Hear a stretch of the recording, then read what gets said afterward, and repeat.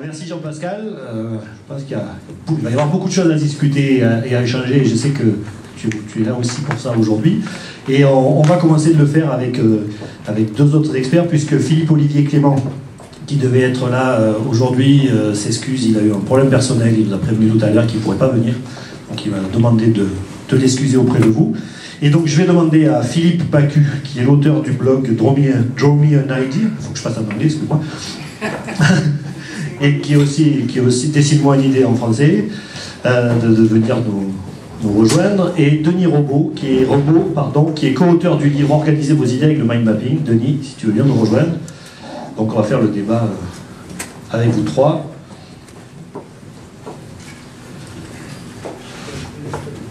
Mets-toi de ce côté-là.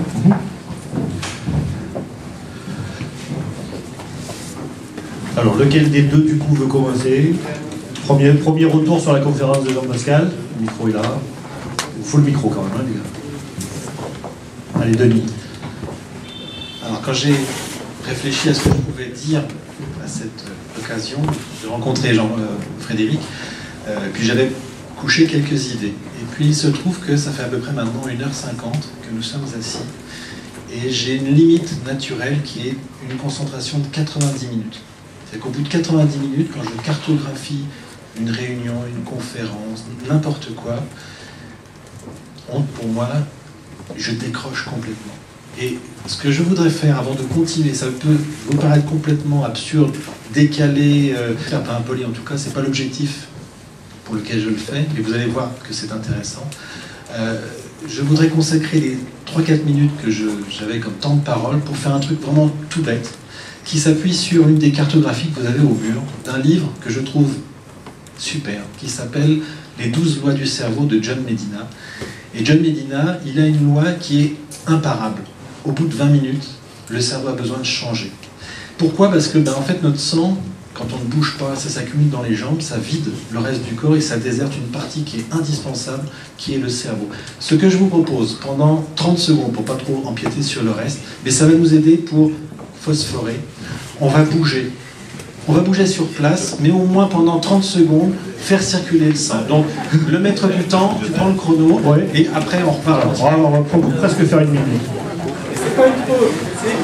C'est pas la pause, hein. C'est bouger. La pause, on la fera après. Je vous invite à reprendre. Allez, on reprend les places.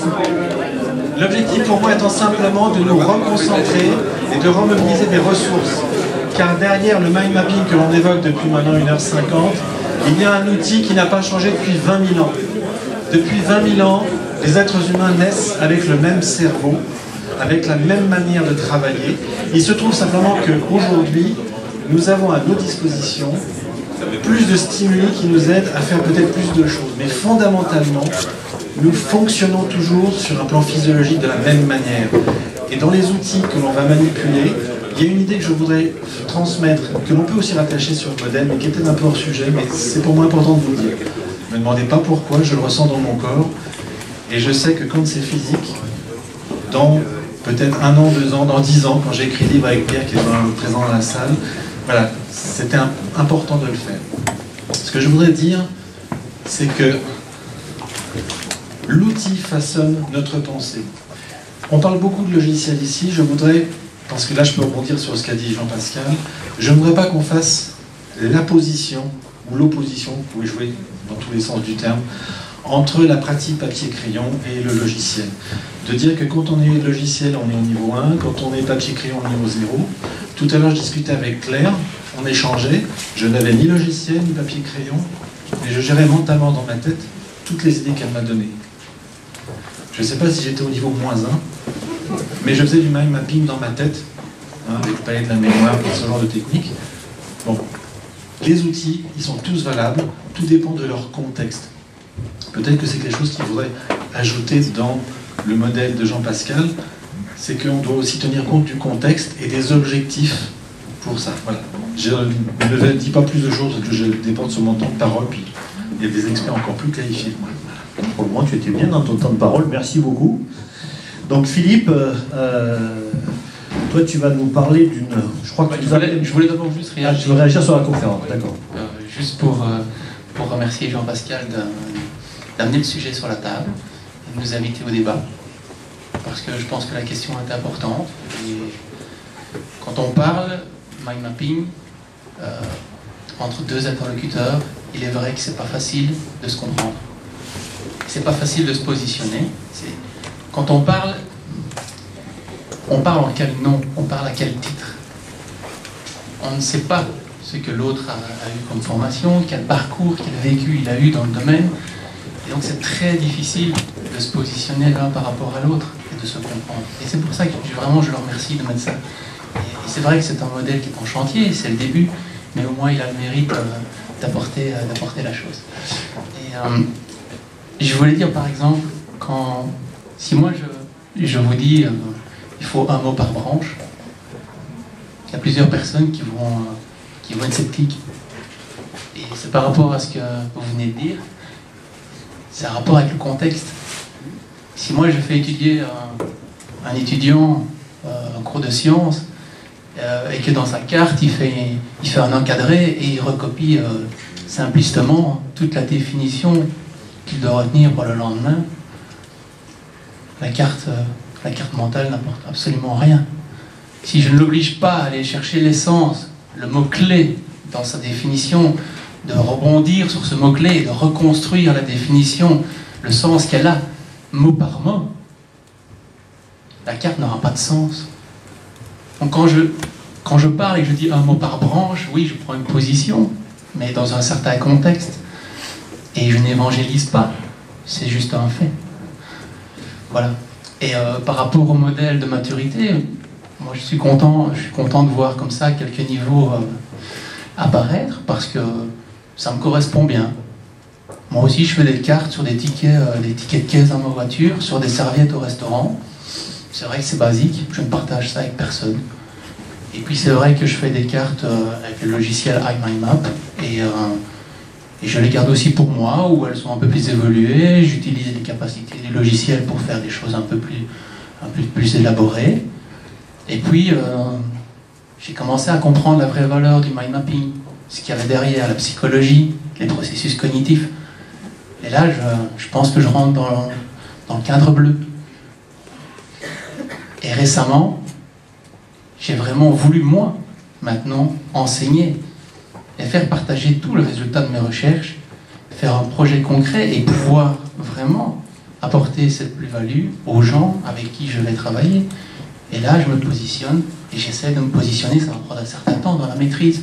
Donc voilà, c'est juste un exemple personnel, mais je trouve que ça a du sens. Voilà. Ouais, non, si tu as quelque chose à rajouter, vas-y. Oui, juste pour savoir, dans l'Assemblée, quels sont les gens qui ont déjà entendu parler d'un modèle de maturité? Ça vous a... Ouais. Le CMMI, vous connaissez déjà. Pour les gens qui ne connaissent pas, c'est vrai qu'on peut imaginer que Jean-Pascal a pondu un truc de consultant, etc. Mais ça repose quand même sur du concret, sur du validé. Enfin, c'est pas n'importe quoi. Ça me semblait important de le dire pour ne pas dénaturer la qualité du travail de Jean-Pascal. Derrière, il y a quand même des choses qui existent et qui peuvent aussi rassurer les clients, parce que c'est du lourd, c'est du costaud CMMI. Ah bah oui, c'est pas... Voilà, hein. C'est peut-être pas facile à gérer non plus, mais c'est pas un truc... Voilà. Cela dit, je serais bien incapable de le mettre moi-même en œuvre, ou même de l'évaluer, c'est ma limite.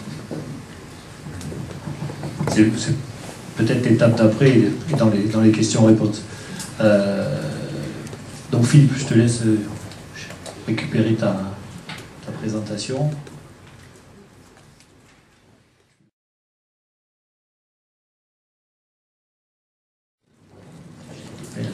Voilà, bon, on a retrouvé l'image. Donc Philippe, du coup, est-ce que tu peux nous présenter ce que tu fais avec Draw Me an ID, dessine-moi une idée, et surtout, je sais que tu as une vocation à appliquer ça avec les jeunes. On parlait d'évangélisation tout à l'heure, soit ça te tient au trip, et donc je crois que tu as une sorte de petit scoop à nous présenter aujourd'hui. Ben oui, donc moi je suis très fier d'être là aujourd'hui. Je suis dans le monde du mind mapping depuis pas très longtemps, enfin si, en tant qu'utilisateur, une quinzaine d'années, mais en tant qu'expert assis sur une table, j'aurais jamais imaginé ça il y a un an ou deux, quoi. Donc c'est magnifique, et j'ai fait du chemin, et je vous annonce aujourd'hui qu'en Belgique, je vais lancer une association à but non lucratif je pense que vous appelez ça Association 1901, oui, c'est ça.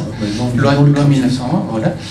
Et qui aura le nom de Cite-moi une idée, qui est la traduction de mon blog Draw Me an ID, et qui aura pour but de développer l'efficience et l'autonomie des gens dans le but d'accroître leur capacité à faire face aux difficultés du quotidien, à faire face à des situations inédites et surtout à réussir les apprentissages.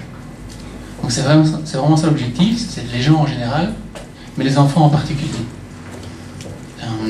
Je voulais vous montrer quand même, personne n'en a encore parlé, enfin si on l'a cité une fois et on a ri, mais je voulais vous annoncer aussi que Tony Buzan va m'y aider. J'ai le soutien de ce monsieur qui a ses détracteurs et il a ses gens qui le suivent. Tony va m'aider à faire en sorte que ce projet puisse voir le jour en Belgique et qu'on puisse vraiment atteindre les enfants dans les écoles. Voilà. Et la société Think Buzan par l'intermédiaire de Chris Griffiths également. Donc c'est ça que je voulais vous annoncer, et juste pour vous donner les raisons de faire cette association. C'est d'abord, j'ai vraiment envie d'aider les enfants que je vois en difficulté à l'école. Ça, c'est la première chose. La deuxième, c'est une association, c'est surtout pas de discrimination à l'apprentissage. Donc, je peux pas rentrer dans un modèle où je fais payer les parents pour aider les enfants, parce qu'il y en a qui n'auront pas les moyens de le faire, quoi. Donc, je vais aborder le problème différemment. Et troisièmement, je devais atteindre un maximum d'enfants. Et pour atteindre les enfants, il faut aller là où ils sont, c'est-à-dire en classe. Et pour aller en classe, c'est plus facile avec une association qu'avec une entreprise. Voilà. Bravo déjà. Félicitations. Si je peux me permettre juste une aparté, moi j'ai eu la chance de rencontrer Philippe à une formation de l'entreprise Tony Buzan. Chris Griffith n'est pas rancunier parce que Philippe est la personne qui arrive le plus au bout des limites du logiciel iMindMap. Vous avez vu sa première map avec comment il est dessiné, c'est fait avec le logiciel. Je peux vous dire que de temps en temps, il prend beaucoup la tête aux développeurs parce que c'est le seul qui arrive à créer trop de points dans le logiciel, jusqu'à maintenant. Alors pour revenir concrètement sur le terrain, Philippe, tu l'appliques comment? Ça va s'appliquer à qui? Dis-nous maintenant un petit peu comment tu vas développer tout ça. Alors une petite question.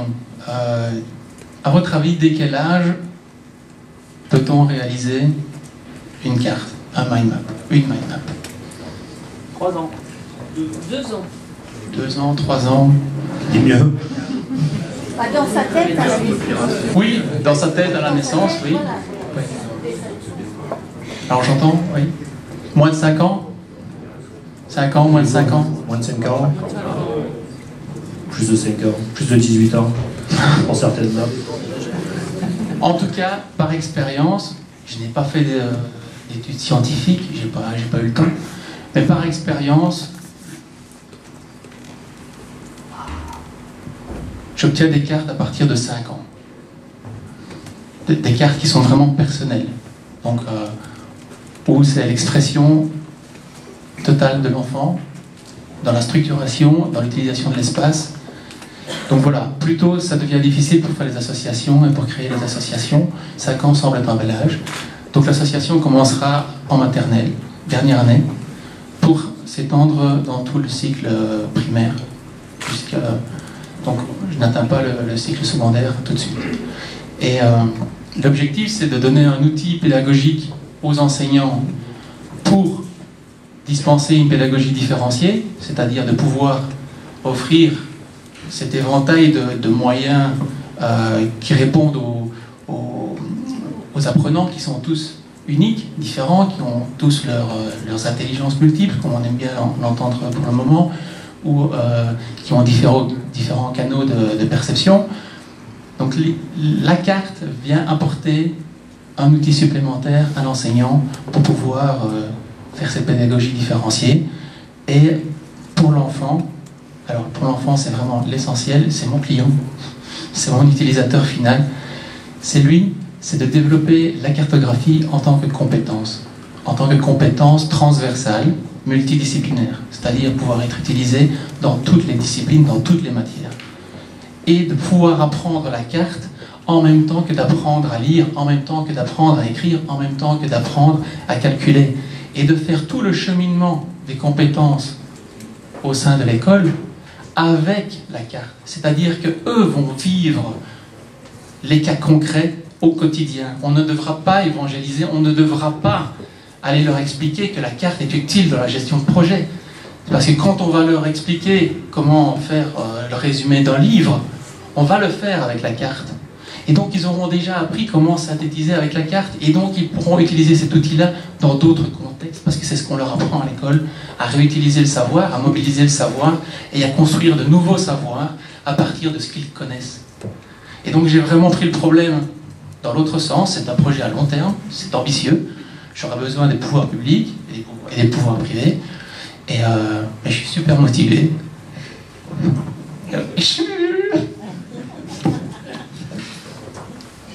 Écoute, c'est un super projet, je crois que vous êtes un peu fiers de vous.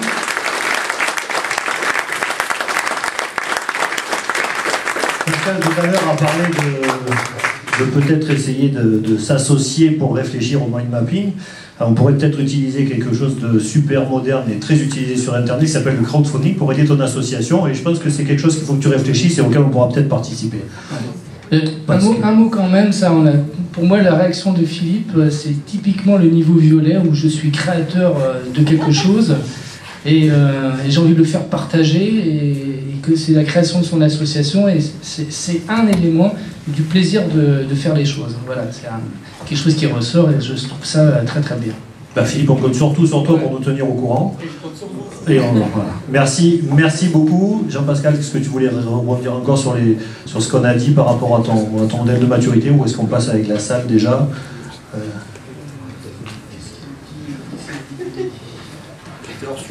Denis était hors sujet, il a fait faire du sport. Denis, dans ton modèle de maturité, est-ce que le sport et le mouvement est inclus? Alors, peut-être tout le monde n'était pas au courant, mais j'ai mis gracieusement à disposition un support sur Internet qui fait à peu près 108 pages, qui explique le mind mapping. Et j'ai inclus les exercices de brain gym comme étant préparatoires à la création des cartes. Pourquoi? Parce que ça nous met dans un état particulier et ça fait travailler les deux hémisphères, et donc notamment avec les mouvements croisés. Et ça prépare à la créativité. Donc j'invite grandement à pouvoir faire ces exercices avant la création des cartes. C'est vraiment très intéressant.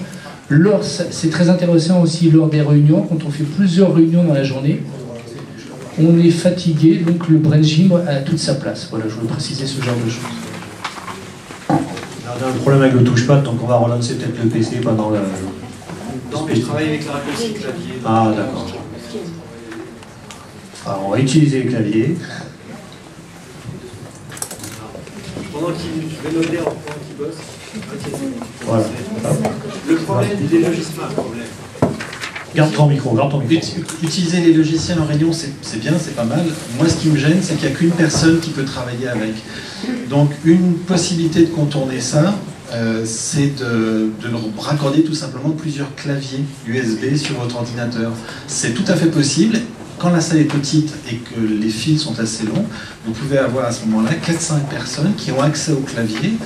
On met en œuvre des politiques de politesse en disant je prends le clavier, regardez, je vous montre, vous êtes d'accord avec moi. Et c'est quand même beaucoup plus convivial que d'avoir un maître qui va filtrer, qui va garder le pouvoir, comme par hasard c'est le patron. Et on ne va pas faire vraiment du travail collaboratif. Les autres méthodes, pour moi, sont plus traditionnelles. C'est de distribuer à chacun des feutres et de pouvoir travailler sur une grande feuille de papier au mur, de faire lever les gens, etc. Il y a une main au fond. Ouais. Alors, moi, je travaille pour la société qui édite le logiciel Matou, c'est pas pour faire de la pub, mais avec le logiciel, on peut être à plusieurs en même temps sur une même map. Oui, alors ça fera partie de la conférence d'après, on va regarder ça parce que c'est une bonne idée. C'est-à-dire que là, je me suis dans une situation où je n'ai ni accès à Internet et tout le monde est dans la même salle pour casser cette hiérarchie ou ce filtrage. Mais je suis d'accord, on peut après, grâce à l'Internet, que plusieurs personnes travaillent simultanément par téléphone et voir... Ok, c'est aussi un autre mode de fonctionnement. Mais en fait, la vraie raison, c'était pour meubler le temps qu'on fasse les petites manipulations et qu'on puisse, après tout, on a des super outils, pourquoi ne pas les utiliser, de façon à ce que vous puissiez aussi apporter votre grain de sel d'expert, car vous êtes tous au même niveau, peut-être mieux que moi, pour voir comment, à partir de la proposition de Jean-Pascal, on pourrait la mettre en œuvre et ou l'amender ou l'améliorer et puis rebondir dessus. Donc, c'est aussi un petit exercice. Ça fait longtemps que je n'ai pas fait ça. Alors justement, c'est en train de casser complètement mon animation, donc je vais reprendre la même, puisque, comme vous l'avez vu tout à l'heure, on a une partie de Speed Thinking pour que les gens puissent se connecter entre eux et commencer à y réfléchir. Et voilà, donc la question c'est, entre vous, comment réfléchissez à comment on pourrait implémenter, utiliser ce modèle de maturité.